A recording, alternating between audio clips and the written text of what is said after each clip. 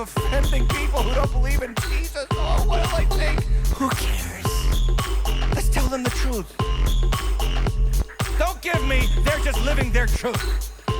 Let God be true and every man a liar. In other words, if it doesn't come from this book, it's not true. There is too much to cover tonight. I've been away from this show for far too long. The Biden administration has just made the most accurate assessment of America that I can find. America 2023, that is. And you parents need to know about the books that your kids have access to in their public school libraries. We're going to show you the receipts tonight. Be warned, graphic content ahead. And finally, I have a suggestion for who the Antichrist is, but you're going to have to wait till the end of the show for that. Welcome to your favorite night of the week, The Deep End on Tim Hatch Live. The Deep End. All right, everybody, welcome into The Deep End. It is episode 35 of season 6 on the channel tonight. Here we are once again. Make sure that you're hitting that like button. Make sure that you're hitting that subscribe button. Make sure that you're hitting that notification bell so that your smartphone can do something smart for you and let you know every time that we go live. Yes, my name is Tim. This is Tim Hatch Live, and we're going to talk about the state of the union because it's not in good shape, and the Deep End News is going to show us why tonight. Deep End News. The news you choose if you could choose news. Yeah, so this is what's going on. The President of the United States has officially commenced the official state religion month. So this is out of the Babylon Bee. The Babylon Bee, of course, nailing it as usual. The title of their article, Official State Religion Enters High Holy Days. And of course, we are talking about what? The month of June. And there on the screen in the Babylon Bee article is a picture that appeared from this past weekend's Pride celebration at the White House, where for the first time in my life and in American history, the American flag, which men have fought for, which women have died for, men have died for, they've bled for, they've been shot, stabbed, blown up, shot out of the sky, buried in the ocean to protect. Yes, that flag has now been served notice. It is second fiddle to the Progress flag, all the colors of the gay pride flag, and then these new trans flag colors coming in. And then, of course, the Black Lives Matter flag. Look up close there. The Black Lives Matter line and the Brown Lives Matter line and all that kind of stuff. Now, this is what I've been talking about on this channel for about, I think, 2 years. Over under on how long it will take till we actually do replace the American flag with the Progress flag, because that's where we are at. That's where we are at. I mean, we are at the place where we are literally insulting our military veterans every single day of June, but also of, did you know about LGBTQIA plus Two-Spirit Month, Education Month, which is, I think, in October. And then there's all kinds of weeks and months throughout the year we have to identify and celebrate another sexual immoral identity. This has taken over our world. It is the official state religion. President Biden tweeting out on Saturday, I believe. This is from the official POTUS account. Today, the People's House, your house, sends a clear message to the country and to the world. America is a nation of pride. No thanks. No thanks, POTUS. Not here. Not with me, and not with many of the people in this country. Probably about 50% of this country say no. And I would even imagine more than 50% of the country say no thanks to being the nation of pride. What happened to humility? But you know, this is where we are. This is a devout Catholic president, by the way, who has failed to read the Bible his entire life, as most Catholics do. Sorry, Catholics, I don't mean to take a shot at all of you. A lot of you love the Bible and read the Bible. I'm sorry. I apologize right off the bat. But he definitely is the epitome of the cultural Catholic. Yes, devout Catholic, attends Mass every day, I hear, but yet fails to understand a single word of Scripture. And he spoke to the people on the White House lawn, the LGBT alphabet gang, this past Saturday, and called them the bravest people he's ever seen. Watch. As I said, I mean this, I swear to God. You're some of the bravest and most inspiring people I've ever known. And I've known a lot of good folks.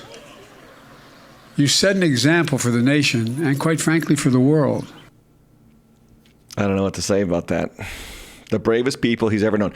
He's the commander-in-chief. He meets with military people, servicemen and women, all the time. So did you hear it, servicemen and women, veterans of our military? You are now also second class in courage to the people who love to shout about their genitals. Yeah. You are now second class Americans to the people who find pleasure in promoting their own sexuality to people who don't give a rip about their sexuality. This is our national religion, and it is taking over the world. The president posed with the people, the Alphabet King, on the lawn of the White House. Graphic content, guys. Sorry about this, but this is a picture of President Biden standing next to a transgender model named Rose Montoya, who then took the time to flash his bare breasts on the lawn of the White House. Yep. Montoya, a male model living as a woman, covered his fake breasts with his hands, while two women living as men proudly showed off the scars from their breast removal surgery. Bravest people the president knows. Bravest people the president knows. The president has defined us. We are a nation of pride. Count me out. Yeah? Count me out. Give me a good shout out in the comments to the right or to the bottom. If you're with me, count me out on pride. I am done with this ideology. I am sick of catering to it or even trying to ignore it. Christians, those days are over. We cannot ignore this. They are coming for the entire country. They are coming for all avenues of power in America. I will direct you to the message that I preached at my church this past Sunday on Christ or conformity. We'll put that in the description below, or maybe even in the comments. Go watch it. This is our Shadrach, Meshach, and Abednego moment. The statue has been erected. In this case, it's not a statue. It's a flag. And you are commanded to bow and worship and be proud of being proud. I guess being proud of, I don't know, your genitals. This is our world. So again, devout Catholic, never read the Bible. Proverbs 16:18. We don't have to. I'm sure many of you know this passage. Pride goes before destruction, a haughty spirit before a fall. So America's fall is ahead.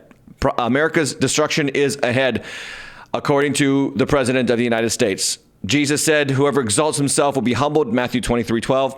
We are seeing Scripture vindicated every single day when Paul discusses the fact that this is how cultures have always deteriorated. He is not judging in Romans chapter 1, verse 29 and 32. He is describing that they stop worshiping God. They start worshiping the Creator. They are given over to their lusts. They turn toward homosexuality, lesbianism.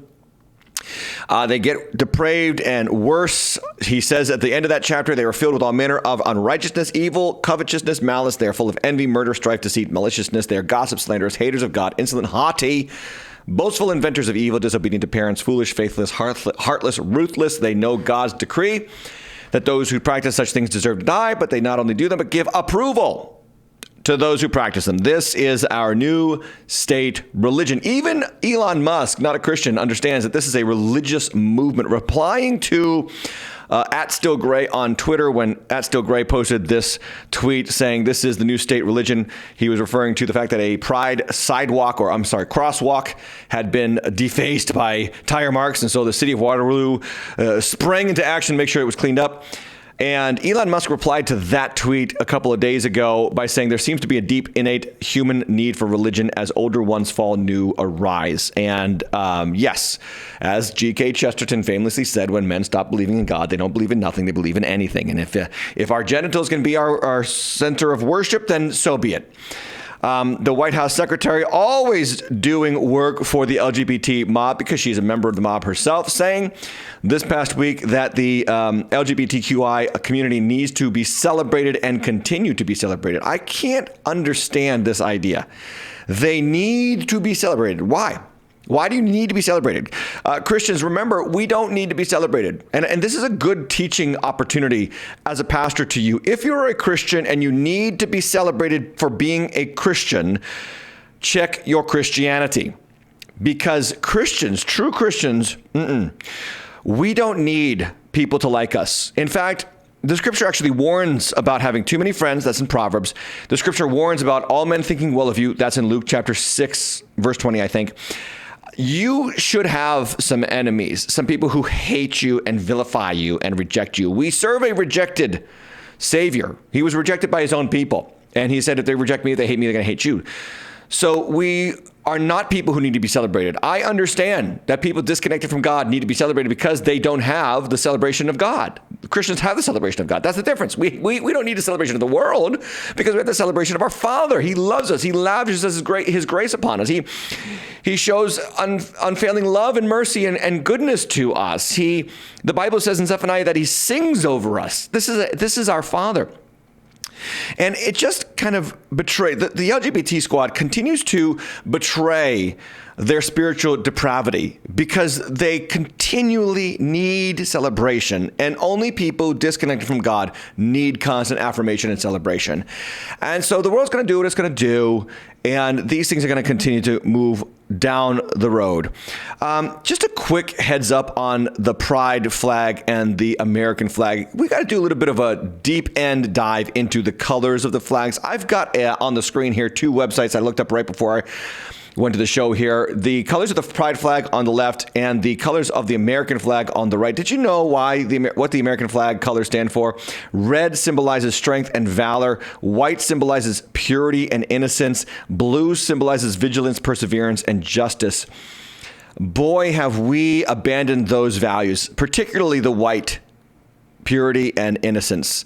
So you replace them with the colors of the pride flag. Red, it represents life. Orange represents healing. The yellow represents sunlight. The green represents nature. Indigo or blue represents serenity. Violet represents spirit. And, these things just show you that there's a real deep need in the LGBT community. They need life, okay? They need healing.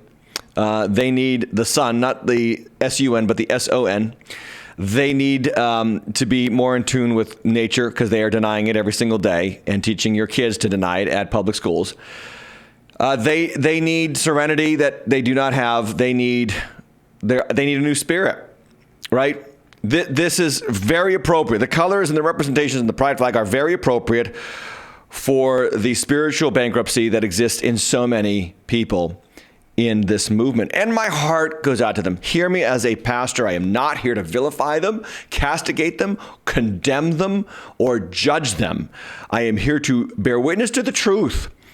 And the truth is, you are in desperate need for Christ, and only Christ can give you what you're looking for in this world.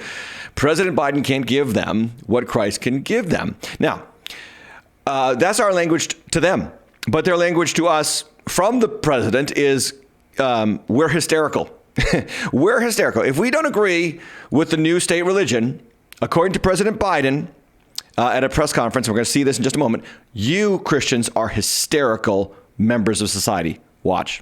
All over the country, Mr. President, Republican-led states are passing laws, passing anti-LGBTQ, anti-transgender laws that restrict rights in medical care. Intimidation is on the rise. This week, anti-LGBTQ protesters turned violent in California. And also recently, I spoke to the parents of a transgender girl in Texas who told me that they're afraid and that they're considering leaving not just their state, but the country.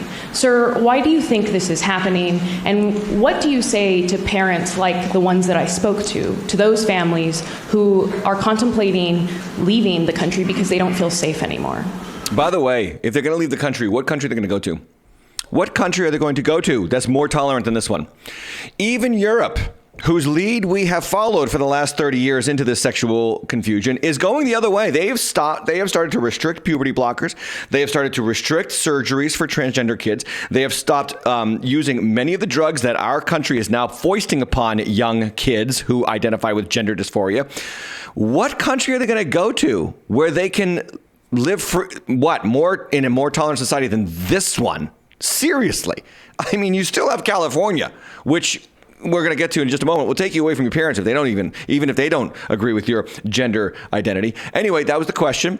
They're leaving. What are you going to do about it? President Biden, what do you have to say? Let me answer your first question. First of all, maybe quietly when we finish this, you can give me the number of that family, and I will call them, let them know that the president and this administration has their back. And I mean that.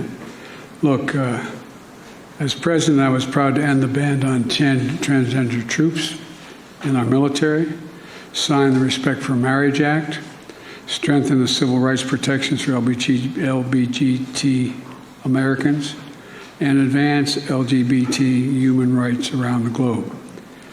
But our fight is far, far from over because we have some hysterical and, I would argue, prejudiced people who are engaged in all what you see going on around the country. That's me. It's an appeal to fear, and it's an appeal that is totally, thoroughly unjustified and ugly. So if you disagree with the mantras of the new state religion, you are hysterical. You are trafficking in fear. No, we're trafficking in truth. And you are afraid of the truth, and you have hated the truth and rejected the truth, Mr. President. And you can tell there that he's reading and he struggles with his words. I mean, this guy is barely alive, and he is the figurehead of the LGBT squad. It's just an amazing successful occupation. I tweeted this out. It's not a movement. The LGBT movement is an occupation. They have done it. They have taken over the country. And if you don't get in line, you can get out. And never apologize. Remember that Blue Jays pitcher? I didn't mention this in the deep end, but there was a Toronto Blue Jays pitcher. He had spent his whole life in the minor leagues. He finally gets a call up late in life. I think he's 32 years old. He has finally has his big league debut. Makes it to the big leagues. He committed the fatal cultural sin of sharing a video of a preacher talking about the Pride movement and calling it out for what it is, unbiblical. All he did was share the video. And he was brought into the office to be re-educated and apologize. His apology video looked like a hostage video. And so he said, I am truly sorry. The ballpark is for everybody. I've learned to educate myself. And then the Toronto Blue Jays were going to force him to be the catcher for the ceremonial first pitch on Pride Night as kind of like a stick it to him moment. He then said that he still stands by his own personal views about the Pride movement, and they cut him. So, this picture actually showed tremendous bravery because you're brave. This is what bravery is. You're brave when you stand against the powerful, okay? Not when the powerful celebrate you. Do you understand? Do you get it? And I hope there's some teens listening to me here. You're not brave because you go with the cool kids and everybody loves you. You're brave when you stand against authoritarianism, totalitarianism, when you stand against movements that are widespread in their acceptance and embrace of society's values, okay? Brave people are Martin Luther King Jr., who stood against segregation when segregation was the widespread belief of the day. Brave people are the ministers who stood against slavery in the 1800s in the South, even though they were a vast minority. Brave people are the Martin Luthers of the world who stood against a corrupt and paganist church in Rome and stood for biblical truth. Brave people are Nicholas Ridley and Hugh Latimer, who stood for salvation by grace through faith against the threats of Queen Mary, Bloody Mary, and were burned alive at the stake for it. Brave men and women stood for Christ and were thrown to the lions and were fed to the wolves in the Roman Colosseum. That's bravery. That's bravery. Brave men and women stormed the beaches of Normandy, and we just celebrated the 79th anniversary of that a couple of days ago. But not our president. No, our president has too much on his hands celebrating people who want to celebrate their genitals. That's where we are as a country. You need to be aware of it. We are in full swing into the National Religion Month of June. And I just need to call it out for what it is, in love. Now, let's talk about book banning, because there is a whole nother movement afoot in the public school sphere that we have got to talk about. And that brings me to what every parent needs to know.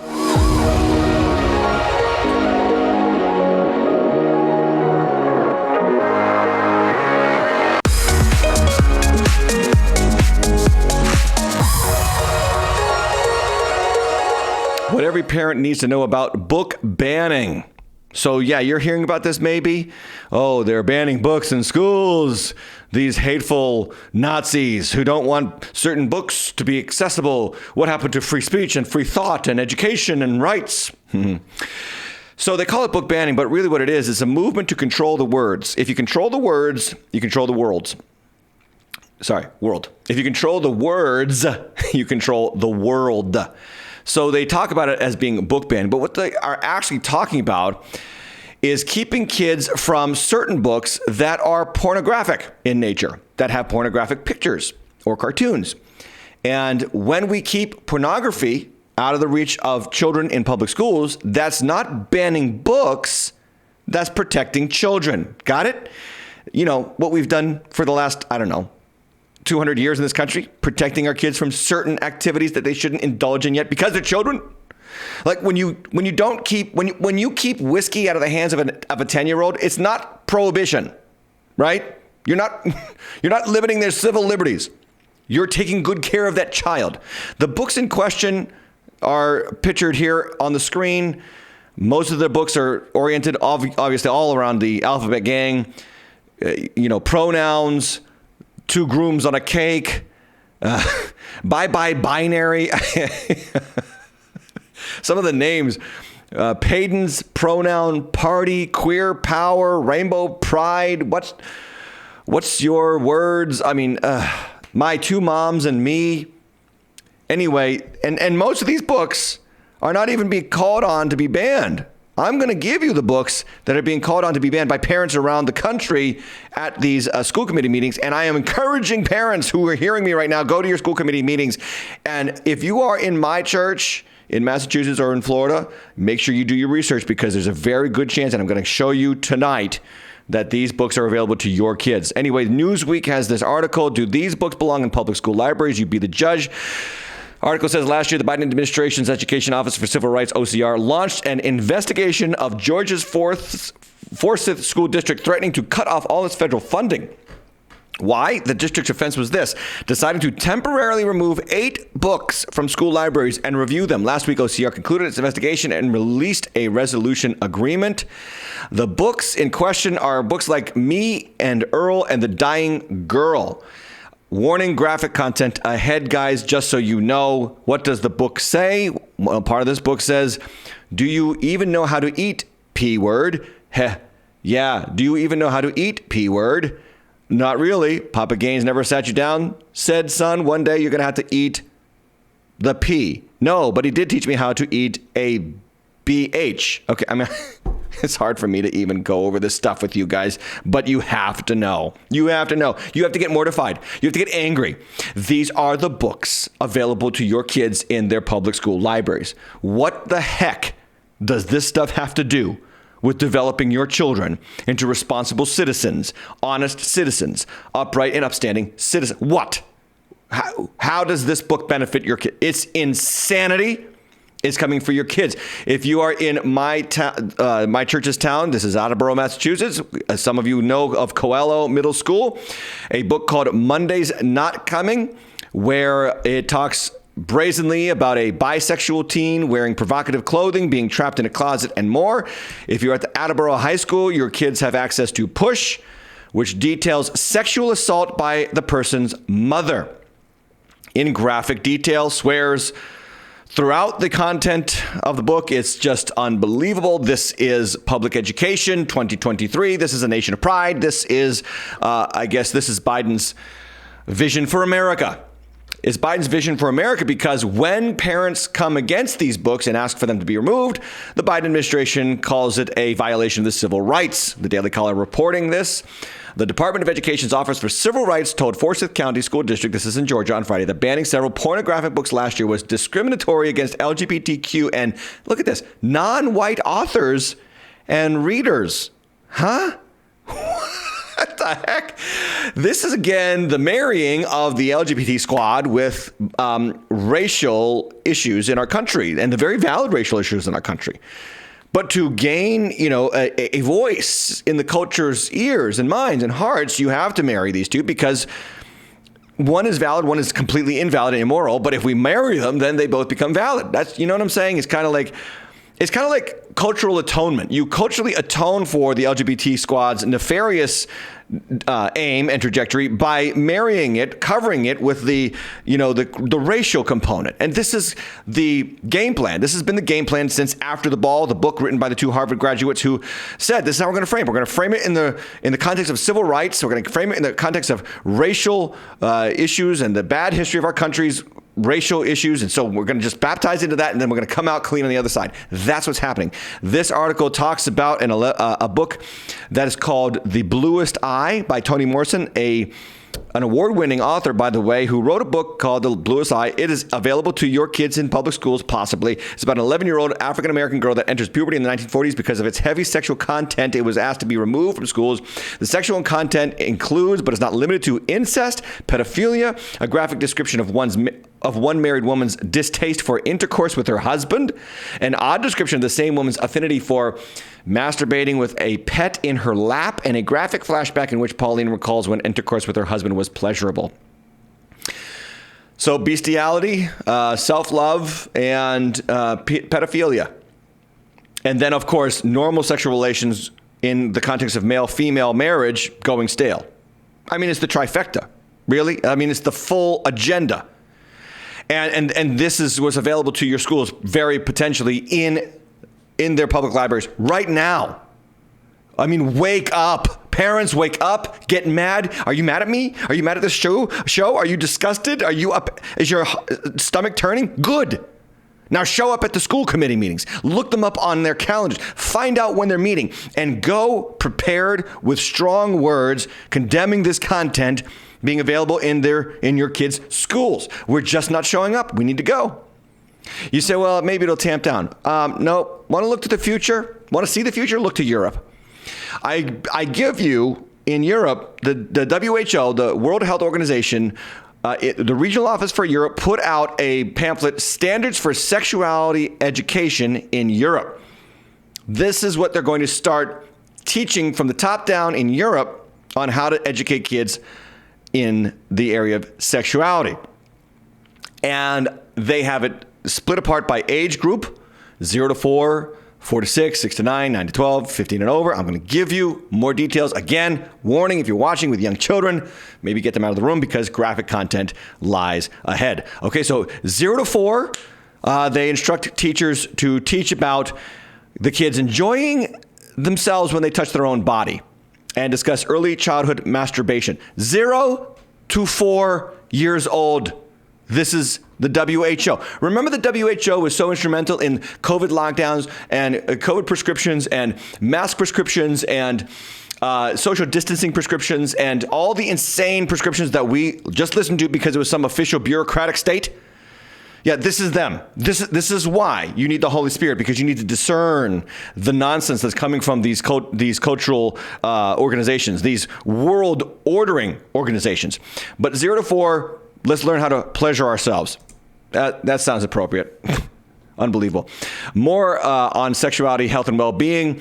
If the experience or feeling is not good, you do not always have to comply. 0 to 4. This is unbelievable. The right to explore gender identities, 0 to 4 years old, of course. The right to explore nakedness and the body, to be curious. How is this not opening the door to pedophilia? How is it not? I mean, honestly, Europe does not have a great record with protecting its young in regards to sexual exploitation. And now the WHO has just decided if you can't beat them, join them. 4 to 6-year-olds are taught more about masturbation, appropriate sexual language, using sexual language in a non-offensive way. Why should a 6-year-old be taught how to use sexual language at all? How about just say, no, we don't use that language? How about we just don't use these words? 4 to 6 are also instructed, according to this manual, about same-sex relations, different kinds of families, different concepts of a family.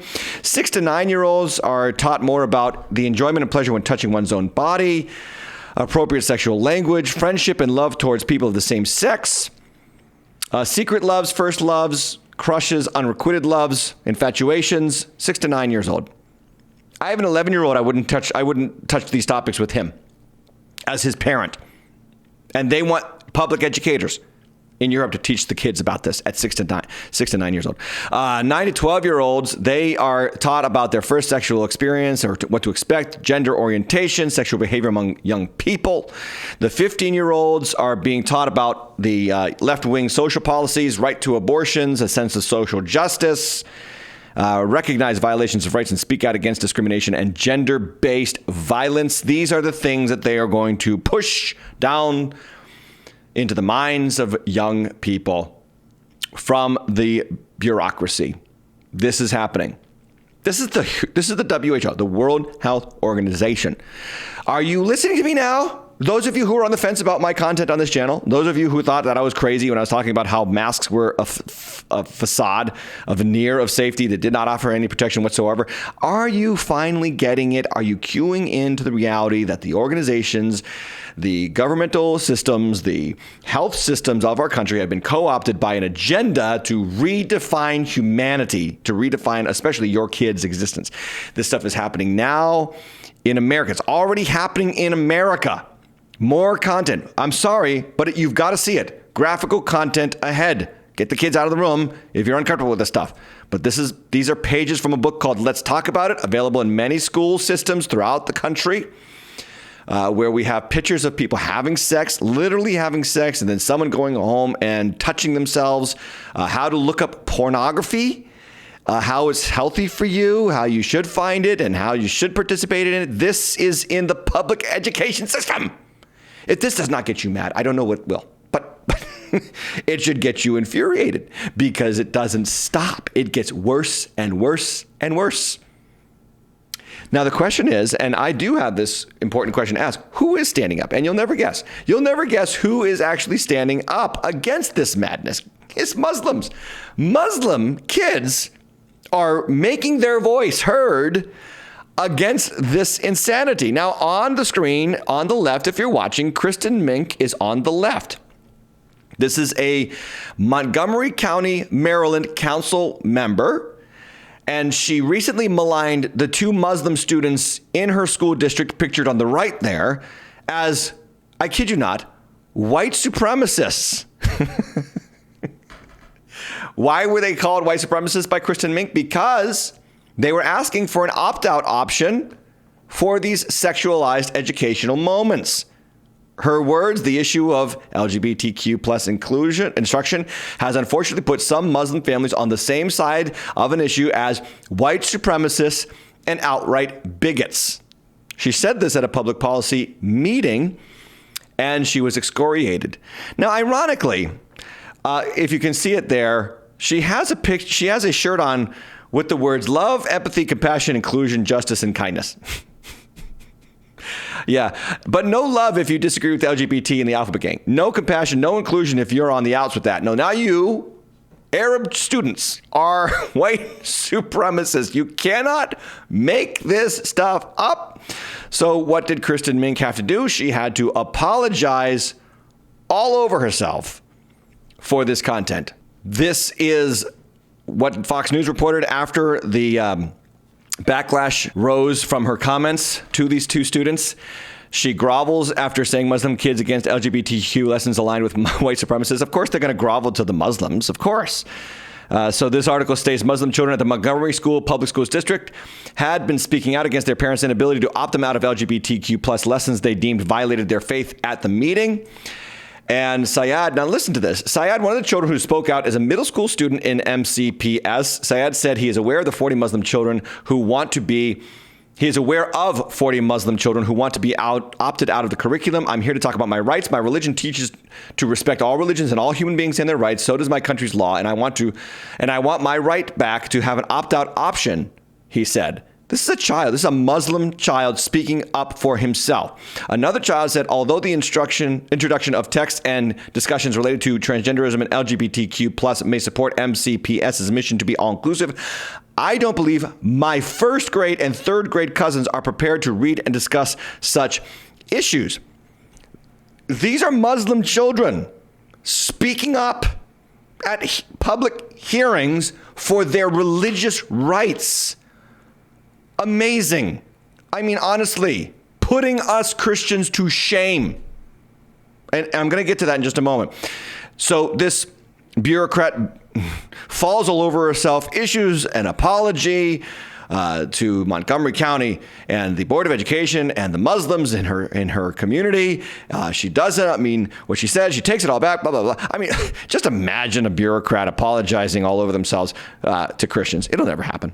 It'll never happen because Christianity can get sideswiped. It can be trounced on. It can be stepped on. It can be bullied. It can be harassed. It can be name called, but not the Islamic religion. And I am not saying that we should name call the Islamic religion, even though it is a fake religion, a false religion. It is the devil's first monotheism, but that's for another discussion. But anyway, we're not going to fight fire with fire here. Okay, we're not asking for bureaucrats in Hollywood and the powerful to lambaste the Muslims like they do Christians. No, we're just asking for equal treatment under the law. Respect our faith, respect our beliefs. And here's the point that I want to make. Christian parents, train your children as well as your Muslim counterparts have trained their children. Train your children, Christians, as well as your Muslim counterparts have trained their children. I'm amazed that those two Muslim children were able to get up and vocalize where they believed their rights were being violated. What does it say about the state of the Christian church?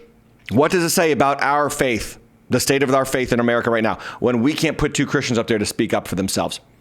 Now, Liam Morrison, you probably know about in Massachusetts, who was told to go home because he wore a shirt called There Are Only Two Genders. He stood up as a Christian. He stood up in Massachusetts, a very left-wing Democratic state. He took his court to case, and the court sided with the school, and he can't wear the shirt. But I'm sure he's going to continue to fighting. Hopefully, Liam Morrison continues to fight. Yes? Because we need to fight for our rights. Yes, we do. We need to fight for our rights. We also need to understand something else about this movement. It's demonic. And I make no bones about saying that. It is demonic. We need to teach our children that this movement is demonic. It's aligned with Satanism. I covered the SatanCon in April. It was held up in Boston a couple of months ago, back in April, and I showed you how much transgenderism was part of their faith system, part of their curriculum at SatanCon, as well as ripping up the Bibles, but not the Quran because they're brave. This is evidence from the movement itself that this is a demonic movement, okay? They added 2S to the acronym, LGBTQIA, ampersand, £, hashtag, $, quote unquote. Well, they also added 2S to the acronym. Pretty soon they're going to own both the numerical and alphabetical system in its entirety. Pretty soon that's going to be the case. Okay, they're going to own every number. They're going to own every letter. But 2S was added to the acronym. What does 2S stand for? Well, it's right here on their own website. It refers to being different people and it means somebody who possesses both masculine and feminine spirits. So you have two spirits now. That's what 2S means. Two spirits. How is this not demonic? This is exactly how the scriptures refer to demonic possession. You have a spirit inside of you. You have your spirit, and you have a spirit inside of you that's fighting against you. And our Hollywood elites and the culture content creators are showing us that it is demonic. And that brings me to a discussion about Ellen Page. Ellen Page, who used to be Elliot Page, transitioned from a female to a male and discussed the violent interactions that she had with voices in her head and her own body. And I mean violent by this. She discussed being violently punching herself in the face and hearing voices in her head. A few weeks later, a doctor approved for her transgender surgery. So yeah, I'm hearing voices in my head and I'm punching myself. Not demonic at all. This is exactly how the Gospels define the man of the Gadarenes, whom Jesus had to cast demons out of, the demons who wanted to go into the pigs, and the guy who was chained in the graveyard. The demons do the devil's bidding. He comes to steal, kill, and destroy. He wants to destroy. Punching yourself is a violent expression of destroying yourself. Voices in your head telling you to do this, destroying yourself. Understand that people who undergo transgender surgeries, they lose all kinds of sexual function and normal function. They live with pain, oftentimes for the rest of their lives. You cannot staple on a penis. You cannot staple on a vagina. These are man-made fakes that affect people's physical health for life. Anyway, I ran across this article in the LA Times, The Survival of Elliot Page, and she unpacks several stories about trauma in her past concerning the sexualization that she experienced in Hollywood. And I'm sharing this with you so that you understand what's going on in Hollywood, because it's coming for your home. And I'm going to show you how it's coming for your home in just a moment. But what she talks about in this article, quite revealing. She revealed that when she was 16, and I know they use he and him pronouns. I'm going to use she and her pronouns, okay? Not to disrespect her, but just to speak to this in reality. She was propositioned by a director and sexually assaulted by a grip, abuse that did not stem from her gender or sexual identity. She thought it was important to share more about these instances in Pageboy. This is a book that she just came out with, because she found herself frozen in the midst of these assaults, an experience that's so prevalent and insidious that it really stays with you. She froze when, at 17, a man who'd worked on hard candy took her back to the Oakwood apartments, laid her down, removed her pants, and expressed a desire to give her oral sex. She froze when a crew member on another film took her to look for a place to live, and during the tour suddenly started kissing and dry humping her. I didn't say no, I didn't resist, I just stiffened. Page writes, that behavior was happening on sets when I was so young that you don't talk about it. Page now says, I used to just shove it away like, oh, what are you complaining about? It's no big deal. It took time to go. It took time to go. Oh, wow, that actually causes damage.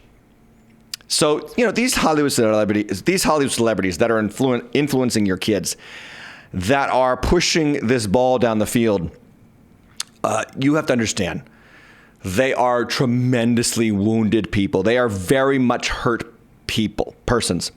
I feel bad for Ellen/Elliot Page. I feel tremendous ache in my heart for what these people have experienced. Hollywood chews people up and spits them out, particularly children. Consider the case of Megan Fox. Megan Fox put this picture out in honor of Father's Day, I guess, where she has 3 boys all dressed as 3 girls, or at least they look like they're girls. When she was called out on it by former Congressman Robbie Starbuck, she lashed out saying someone messed with the wrong, quote, witch, end quote. Interesting language from Megan Fox, the star of the movie Transformers and others. She said, I have been burned at the stake by insecure, narcissistic, impotent little men like you many times, and yet I'm still here. This is Megan Fox. Now, Megan Fox is another Hollywood starlet who is a victim of traumatic experiences in her teenage years, seeking fame and fortune the Hollywood way. Let me tell you, from personal experience, I've been to Hollywood, I've been to the Walk of Fame. I have never in my life felt what I felt in Hollywood. You always have this romanticized vision of Hollywood. It is a hellhole. And what I mean by that is it isn't an emotional hellhole. You feel a severe weight in your heart when you're there. A severe depression comes over you. You just sense it. There's emptiness and hollowness, especially on that Walk of Fame with all the Hollywood stars on that street. It is oppressive depression. It is just hollow dreams. It is just empty dreams. It is just empty lives. And it is a territorial spirit at work there. But anyway, Megan Fox, another victim of sexual abuse as a teenager in Hollywood, trying to make a name for herself. This article from She Knows unpacks this. 15 stars who spoke out about being sexualized at a young age. Britney Spears, several other names on the list. Jennifer Love Hewitt.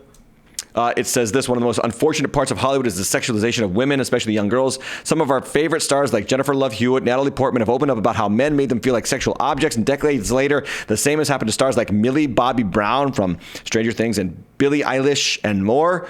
It talks about Megan Fox's experience where she says in a Jimmy Kimmel interview from years ago, she was sexually harassed and over-sexualized as young as 15 years old. They were shooting this club scene. They brought me in, and I was wearing a Stars and Stripes bikini and a red cowboy hat and 6-inch heels.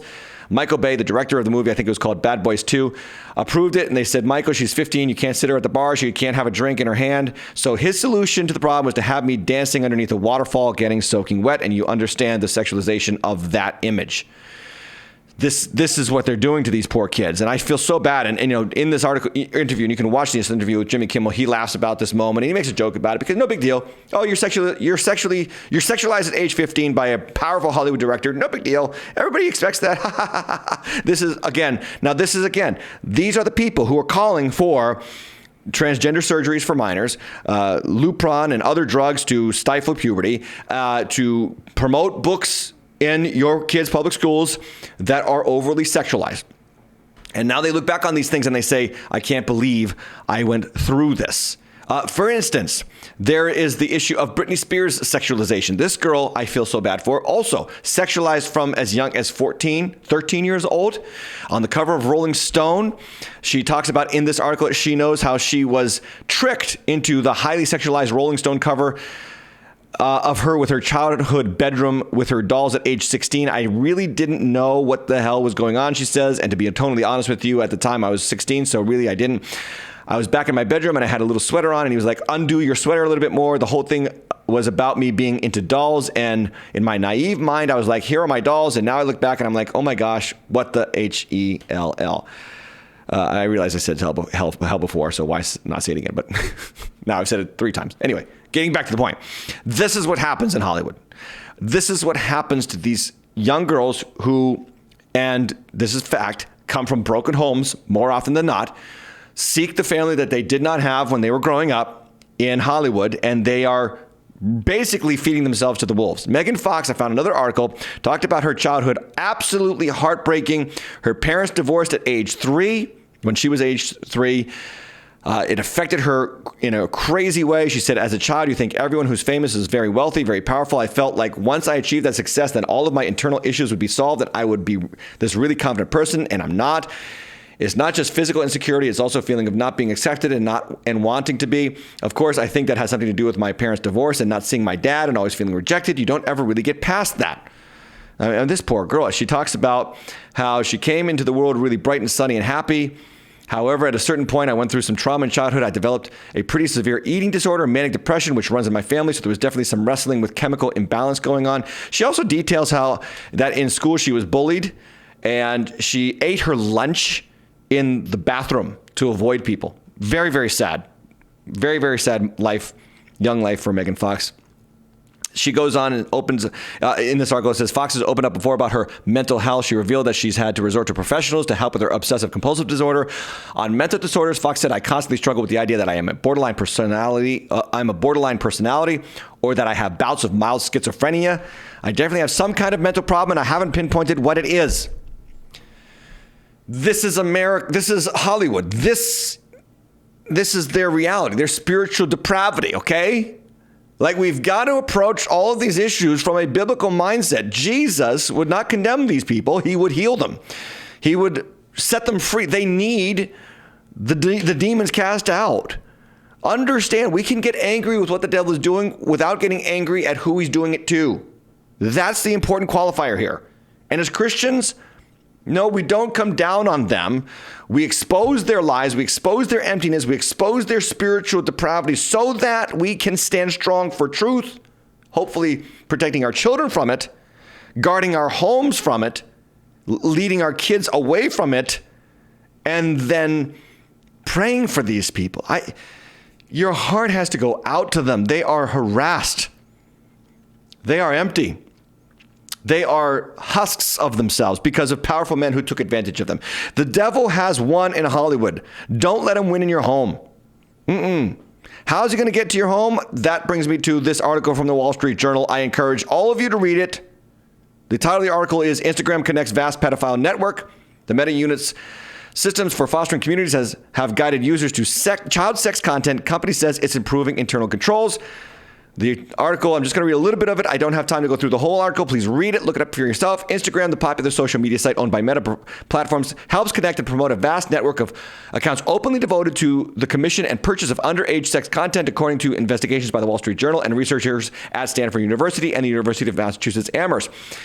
Though out of sight on most of the platform, the sexualized accounts on Instagram are brazen about their interests. The researchers found that Instagram enabled people to search explicit hashtags such as pedo whore and preteen sex and connected them to accounts that use terms to advertise child sex material for sale. Such accounts often claim to be run by the children themselves and use overtly sexual handles incorporating words such as little slut for you.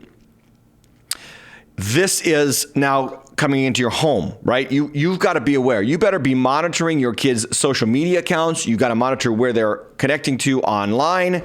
I already talked about this movie coming out with Jim Caviezel about the FBI or the CIA agent who is uncovering all of this dark money flowing into sex trafficking throughout our country, including with elite power people and power players and billionaires and millionaires who are leading the charge here, coming after your kids. What happened to Megan Fox at the hands of Hollywood directors in Orange County, California, can happen to your kid now in the comfort of your own home. And you got to guard the gates. You got to guard the gates for your kids because they are going to be able to. Now they have a pipeline straight to your kids' hearts. And if you don't guard it, shame on you. Meanwhile, the Human Rights Campaign is doing work, calling Christians an enemy of the state. Yep. This is from the Christian Post. Human Rights Campaign calls Christian conservative groups the enemy of the state in a state of emergency report. Now, the Human Rights Campaign is the largest LGBT alphabet gang lobbying organization in the country. It has raised billions of dollars for Democratic candidates across the country. It was founded by Terry Bean, a man credibly accused of sexually assaulting a 14-year-old boy and a 15-year-old boy on 2 separate occasions. And they are drawing up the battle lines against you Christian parents. Okay? This past week, this state of emergency report they filed names the following Christian organizations: Focus on the Family, Alliance Defending Freedom, and the Heritage Foundation as enemies of the state. And the state of California has decided to turn parents against their children and children against their parents. I told you this was coming, and here it is. From Canada now into California, the Daily Signal reporting a California bill would charge any parent who doesn't affirm transgenderism with in their child with child abuse. This is Assembly Bill 957. And it would include a parent's affirmation of the child's gender identity as part of the health, safety, and welfare of the child, altering the definition and application of the entire California Family Code. Understand what they're doing. They are deconstructing the words. What is child abuse now? Oh, child abuse is not agreeing that the child is the different gender that they think they are. What is child abuse? Oh, this is not agreeing with your child's sexuality. This is maybe stifling your child's expression of a, I don't know, two-spiritism. You understand? They're removing the foundations of society to bring confusion and division within the family. So this article states, because of the addition of gender affirmation to the qualifications of California's standards for health, safety, and welfare, California's courts would now be able to accept reports of gender abuse from progressive activist organizations as long as they claim to provide services to victims of sexual assault or domestic violence. In essence, a boy could report his parents to his local school's Gay Straight Alliance Club or other LGBTQ plus organization, who could then report the boy's parents for child abuse. Yeah, that's where we are in California. I've been telling you, I think 2 years ago, I reported that this was happening in Canada. I said it was going to come to America, and it's coming to America right in through California. And unfortunately, as California goes, so does most of the nation. We'll see. We'll see what happens with other states, more conservative-leaning states that don't go along with this nonsense. But it's coming for your kids. It's coming for your family. It's coming for your parenting. You need to know it. All the while, we have to remember that there are people's lives, their wholeness, their health is at stake. At the end of the day, again, we can get mad at what the devil's doing without getting mad at who he's doing it to. And that brings me to this widely circulated video of a trans man who has realized that becoming a man, born a woman, but becoming a man, quote unquote man, is not possible. Because why? Because we are different in ways we don't even realize. So this video went viral. I want you to hear this person's words from them and pray for them, because this is a trans man realizing how impossible it is for a woman to be a man. Watch. Nobody told me how lonely being a man is. I had closer friendships with random women I met in the bathroom before I transitioned at clubs because of how open women are than I've had in my 8 years of transitioning. Because women are just so much more vulnerable and deep than men. But to have known, and I think a lot of trans men feel this, is we knew what depth felt like before we transitioned. We knew what it felt like to have people want to hug us.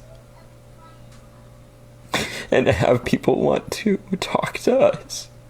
And to have a community. And then you transition and you're just a guy walking down the street that people cross the street so that they're not near you. And friendships are so much harder to build. And people are colder what's hard is none of this invalidates how real and raw women and people who are in marginalized groups feel about cis white men. All of that's valid. But I also now understand why the suicide rate is so much higher in men. Because it is lonely. And I'm an emotionally mature man. I know how to build friendships, and it is still really, really hard. Try to think about how you can, in your small little community where you feel safe, can reach out to the men in your life and just help them feel maybe seen for a moment. Or do little conversations to help their emotional maturity so that they can reach out to people and have deeper guy friendships. Man, that's hard to watch. It's really hard to watch because this person is enunciating a reality, an emotional reality that separates men and women. I don't need people to hug me. I'm a man. I mean, I know there are guys that like to be hugged, and I'm not I don't want to overgeneralize here, but men by and large are not as community and friendship oriented as women are. It's just a fact. There are socio-relational distinctions that you cannot perform a surgery to produce in somebody. You can't. You can do something physically, and as what's her name? Miss Perry from Transgender to Transformed says in her book, the surgery is like one change out of a billion that need to be made to go from male to female. It's impossible. And yet, for some reason, the powerful people in our community, in our country, are shoving this down our throats without restraint. It is insanity to see it happening. You've got to be aware of it. Personal defense time for me. Shifting gears radically. The Chosen show. I want to address a controversy that started with this shot of a cameraman working on the Chosen set. Behind the scenes footage shows him wearing a pride patch there, and then also a pride flag appeared on the set to the left. And Christian Twitter exploded. And everybody was calling for the show to be abandoned. It was now corrupt. It had been, compromised. So walk away from the show. And then I sent out a tweet about this. And here's the tweet that I put out that I want to just defend for a second. It's unconscionable to me that those producing a multi-season drama based on Jesus who embodied humility can stand with and celebrate those who seek to glorify themselves and their sin. # The Chosen. So some people responded and said, you got to look at, the response of The Chosen's producer, Dallas Jenkins, talking about how it is a nonprofit organization, it's not a church, and they work with all kinds of people and all this stuff. And I get that. I understand that they are producing a television show, so they have to work with all kinds of people, and they aren't a church, and they are an organization that's for profit. Totally understand that. My response was not to the fact that they had a probably homosexual cameraman operating a camera on the show. Hopefully that homosexual man sees Jesus portrayed in the show and comes to Christ. That's my hope. My response here was to the tweets by the actors who tweeted out the following when people started to question the show's commitment to Christianity as a result of this pride flag being displayed in the behind-the-scenes footage. Giovanni Cairo, another one of the actors on The Chosen here, anyone who is going to go at one of our family members for doing something like this is no fan of ours. They can close the door on the way out. Love one another as I have loved you. We stand with our brother. And then the pride flag and heart sign. And then Jordan Ross, he tweeted out, my brother is, and he referenced Giovanni Cairo, isn't the only one who stands by the LGBTQ members of our chosen family. Get out of here with your hate, homophobia, and ignorance. Not very Jesus-like of you, Johnny. My response was to that, okay? And I don't need to defend myself at all here. I'm just trying to explain clearly that you have actors that are not at all, in my opinion, Christian, acting these parts out. Now, you can make your choice here. You can still watch the show because you appreciate it being made representing Christ. And of course, it's all extra biblical. A lot of it's completely fabricated ideas of what happened when Jesus walked on the earth. And I get it. There's a lot of intrigue into how did Jesus really live beyond the biblical text. But what really frustrates me as a pastor is that sometimes in many Christians, there is more interest in the stuff we didn't get reported to us from the apostles who walked with Jesus than the stuff they did report to us. The stuff that they did report to us, John says in chapter 20, it was written so that we might believe that Jesus is the Christ, and by believing might have life in his name.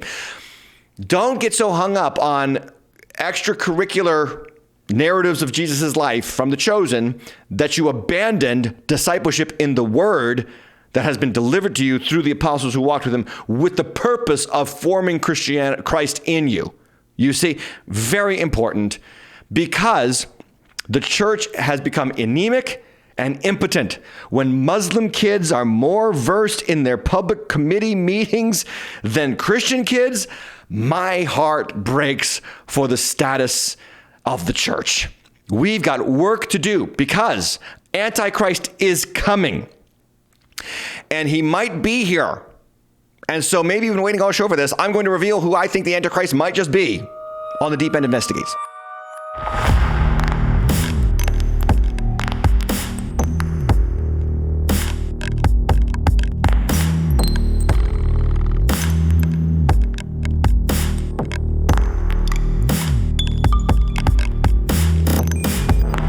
Here's the question. Is this the Antichrist? Who am I talking about? George Soros has passed control of his empire to his son, Alexander. George Soros pictured on the left, and his son, Alexander, with the blue framed glasses on the right.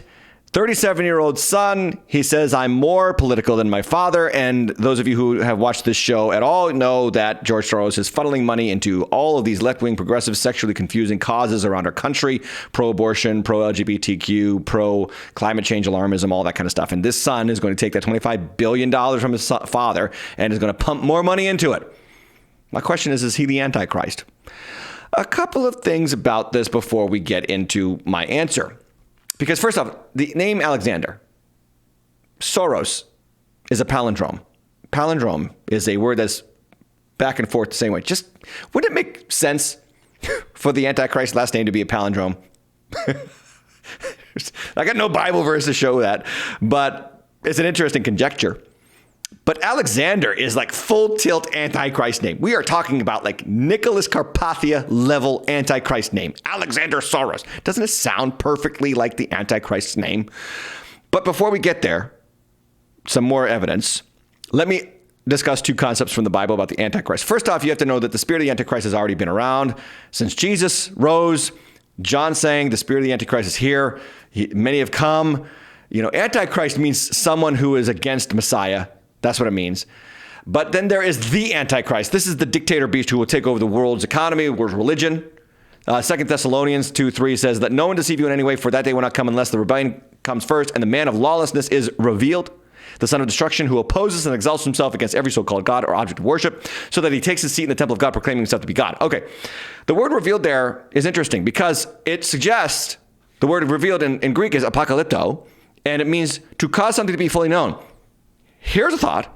Christians should be able to recognize the Antichrist if the Antichrist is going to be revealed. That is, to be caused to be fully known. Very, very, very, very possible that Christians will be able to say that is the Antichrist. Now, I know we're not supposed to know when the day of the Lord is. That's out of our realm, out of our pure purview. But knowing who the Antichrist is, very possible. And I know from Ronald Reagan to Barack Obama to Pope John Paul II, the church has this horrible history of naming the Antichrist, and they aren't the Antichrist. But let me give a couple more passages of scripture about this. Revelation chapter 13, verse 6 says, it opened its mouth to utter blasphemies against God, blaspheming his name and his dwelling, that is, those who dwell in heaven. Daniel 11:37 said, he shall regard neither the God of his fathers, nor the desire of women, nor regard any God, for he shall exalt himself above them all. So he doesn't want the desire of women. In other words, Antichrist is very possibly gay, very gay, homosexual. It's very possible. Now, is Alexander Soros gay? We couldn't find, or homosexual. We couldn't find hard evidence, but there's some pictures that we can look at. Just letting you know, here's some pictures on the screen of him posing with a guy, particularly one guy. You know, I'm I'm a heterosexual man, and I don't take pictures with dudes like that. I'm just letting you know. So, is he the Antichrist? $25 billion. He's going to funnel all this money into all these left-wing, social, progressive, climate alarmism causes. He visited the Biden White House 17 times. He has met with all their powerful players. He is totally on their side. Now, to have an Antichrist, you're going to need an anti-Christian religion, a one-world religion, a unified religion, what Nebuchadnezzar sought for, what the Tower of Babel people sought for, what even Saul wanted, one-world religion, what Caesar wanted in the Roman Empire. Now, rarely do I come across news articles that I cannot believe, but I have to share one with you right now. And I had to check it out. This is from slaynews.com. Check this out. WEF calls for AI to rewrite Bible, create religions that are accurately correct. Hear that again. WEF, World Economic Forum, run by Klaus Schwab, okay, calls for artificial intelligence to rewrite the Bible and create religions that are actually correct. This person here on the left is Yuval Noah Harari. He is a Jewish senior advisor to the WEF and its chairman, Klaus Schwab. And he argues that AI can be used to rewrite the scriptures, to create a globalized new Bible. He is an influential author and professor. He made the call while giving a talk on the future of humanity. He says, according to Harari, the power of AI can be harnessed and used to reshape spirituality in the WEF's globalist vision of equity and inclusivism.